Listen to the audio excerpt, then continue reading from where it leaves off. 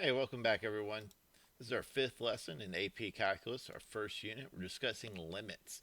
Today, I want to talk about one sided limits. We've actually already been talking about them. We know that a limit, as x approaches some value c, only exists if the function is approaching the same number when we come to c from the left as from the right.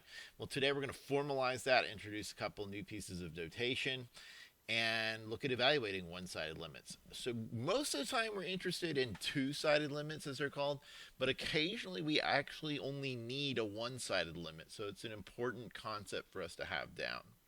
All right, so a one-sided limit is a limit as x approaches a value from only one side, instead of the usual two that we know about.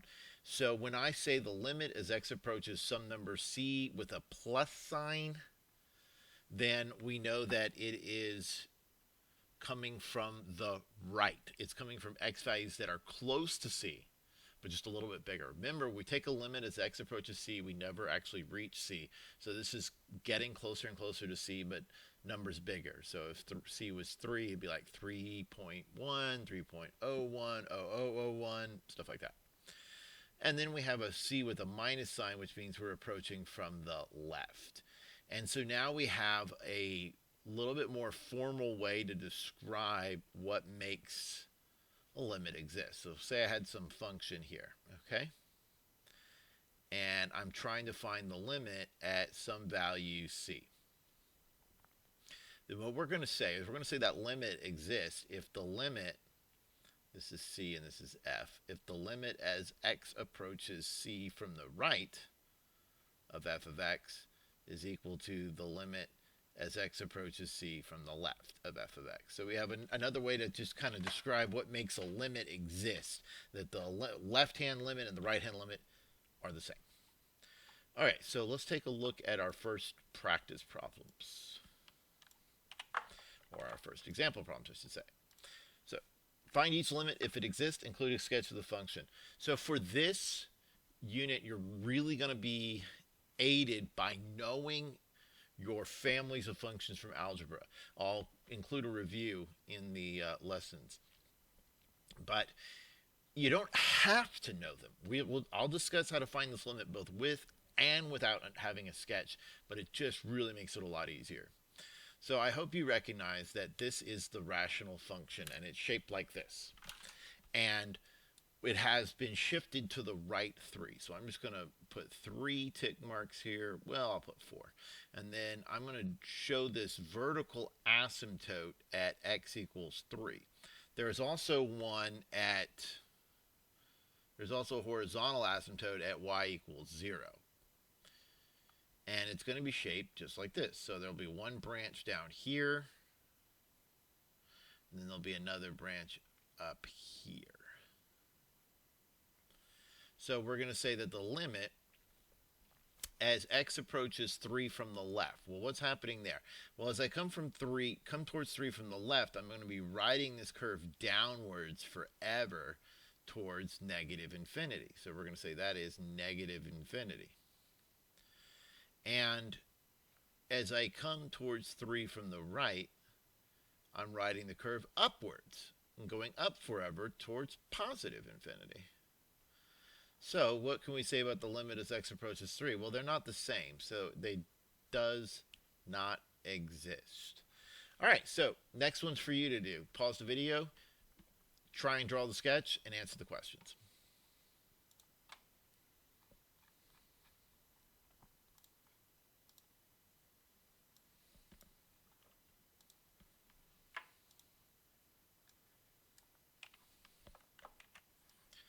All right, so welcome back. This graph, probably not as many of you remember. It's shaped like that. So you take that bottom branch of the hyperbola and kind of pull it upwards. But there is a way to do these without having to use a graph. And I want to take just 1 second before we go over this to discuss that. So say you're trying to find the limit as x approaches 4 from the right of 1 over x minus 4. Let's just pretend we're looking at that for a second. So if I if I'm doing this, I could try direct substitution, but I get 1 over 0. I want to make this point to you. That's not indeterminate. 1 divided by 0 is definitely an infinity. And I want you to keep in mind that it's not 1 over 0. 1 over 0 would be technically undefined, right? But this is not actually 0 here. This is a number going to 0. Remember, I can divide by any number except 0. So I can divide by numbers really close to 0. And that's what we're really dividing by. We're not saying 1 divided by 0 is infinity. That's not true. We're saying 1 divided by a number close to 0. So the question is it positive infinity or is it negative infinity? Well, that's not that hard for you to figure out. If you're plugging in numbers that are 4 plus, that means numbers slightly bigger than 4. So would this number down here that's slightly bigger than 4 minus 4 be a positive number close to 0 or a negative? Well, it's going to be a positive number close to 0.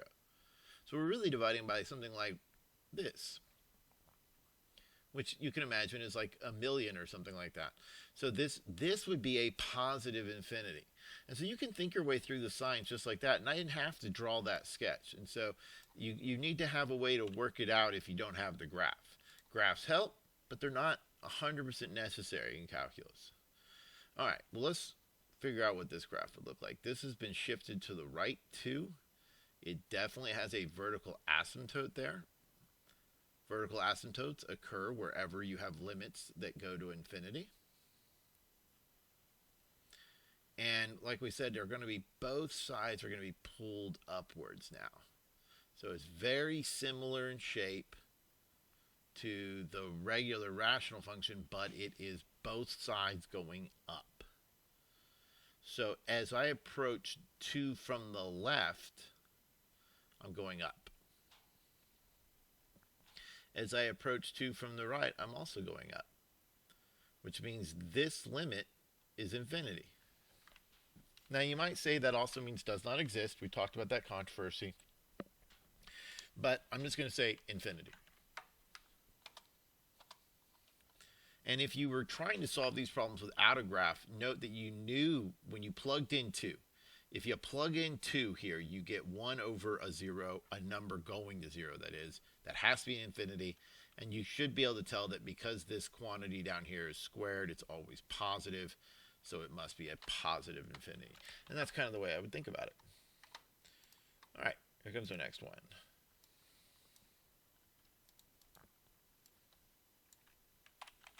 Okay, so this is the greatest integer function or step function. Let's review that. The greatest integer function takes a value like 4.7, takes a value and converts it to the greatest integer less than or equal to that. Well, the greatest integer less than or equal to 4.7 is 4. You know, likewise, if I put in a number like 3.2, the greatest integer less than or equal to 3.2 is 3. If you put in a value exactly an integer, it just simply gives you that value back. You do need to be a little bit careful with these functions. If you look at like something like negative 3.1, you might be tempted to say that's negative 3 because you just dropped the decimal, but that's not true. The greatest integer less than or equal to negative 3.1 is actually a negative 4, so it just goes more negative. The shape of this function, if we were to graph it without any transformation, it has a closed-in circle there. Don't draw this yet. I'm just showing this. And it goes from 0 to 1. Then at 1, it's going to jump up to a value of 1 on the y and then go over to 2. Before, when it hits exactly 2, it'll jump up again. Well, that's what we have here, but we're just going to have to shift it to the right, to the left too, because of that internal shift there. So we're shifting it to the left too, so now this 0 point is over here at negative 2. Then it has this open circle there, and then from negative 1 to 0, then x value of 0 to 1, it's up there at 2. Now down here, before negative 2, it has to be down here. And that's going to help us evaluate these. Okay, so the limit as x approaches negative 2 from the left is, well, that's -1, right? Because that's what this is down here, -1. The limit as x approaches -2 from the right, though, would be coming this way, and that is equal to 0. The limit as x approaches -2, then, does not exist. So remember, when we're finding our left and right hand limits, we want to be on this curve but really close to -2. So that's why we're on this little branch here. When we're finding it from the right, we're on this little branch and we're coming towards -2 this way. Okay. Next, I believe, is another practice one for you. So pause the video and complete practice 5.2, please.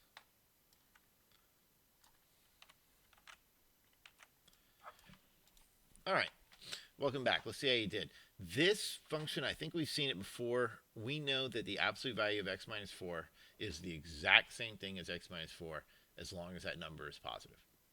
So what numbers make x minus 4 positive? Numbers bigger than 4, right? So like 5 minus 4 is 1, 6 minus 4 is 2, and that's the same thing that we would get down here on this side. So these two things divide to 1 for every number past 4. But before 4, this will actually be the opposite of this because we're taking the absolute value of a negative number.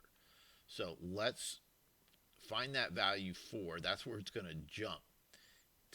If we're bigger than that, we're going to be up here and it's just going to be a flat 1. If we're less than 4, though, we're going to be down here at -1. So what is the limit as x approaches 4 from the left? That is -1. From the right, that is +1. What about the limit? Does not exist because they're not the same value. All right. We have just a couple more examples to kind of show how we can use our limit properties to answer these questions.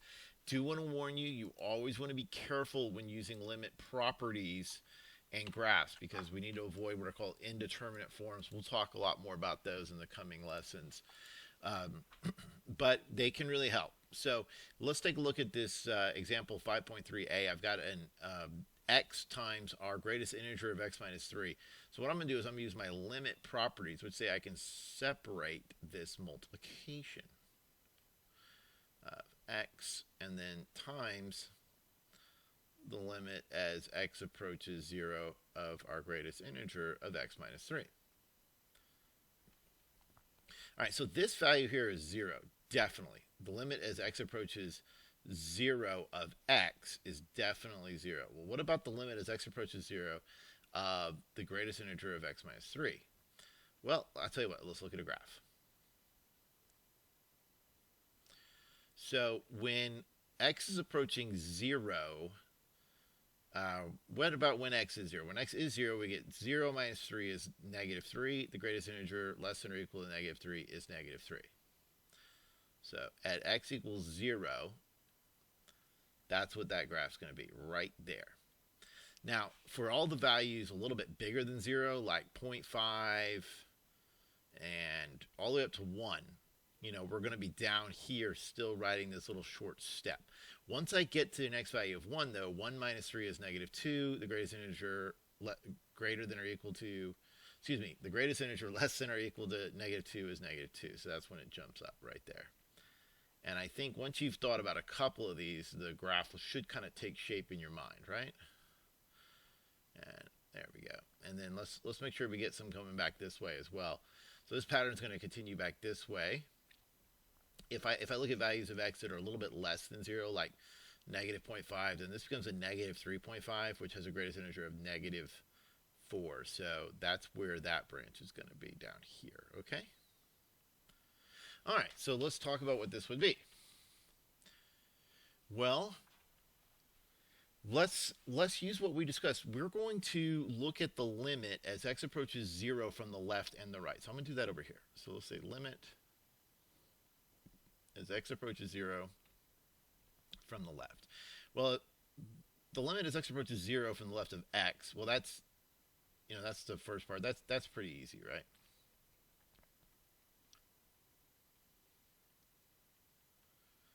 Yeah, That part's easy. That's going to be 0 from the left or from the right, right? So what is the limit as x approaches 0 from the left of this step function? Well, if you approach 0 from the left, we're actually down here at -4, right? So that's -4. And what is 0 times -4? Well, that's 0, right? So the limit as x approaches 0 from the left is 0. Let's take a look at it from the right now. I've already got it here. I'll just add little pluses here. Okay. So as I look at it from the right, remember we're trying to see if it's equal to the same thing. Well, that's going to be 0, right? Now over here, this is a number approaching, well, we're actually on a different branch here, right? Because we're coming from the right. This is going to be a -3. But what is 0 times -3? Well, it's 0 as well. So it turns out that you might be surprised to find that this limit does exist. Even though it had that awkward step function, it definitely exists because the limit from the left and the right is each time approaching 0. All right, let's take a look at this next one. We've got the limit as x approaches 2 from the left of x cubed times the absolute value of x minus 2 over x minus 2. Now I am going to separate this a little bit, but I need to be careful about what I do here. You cannot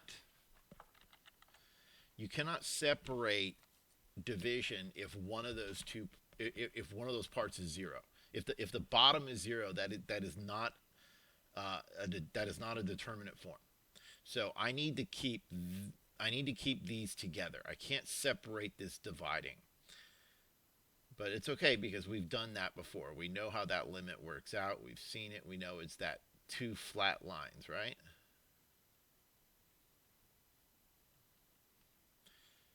All right, so it's going to be, we're going to see that for values greater than 2, we're going to be up here. That's an open circle, actually. And for values less than 2, that's going to be down here. That's this graph here, right? So if I plug in 2 for x, I can direct substitute. That's just 8. But if I approach 2 from the left of this graph, I'm actually down here at -1. So that's going to be -1. So this limit is -8.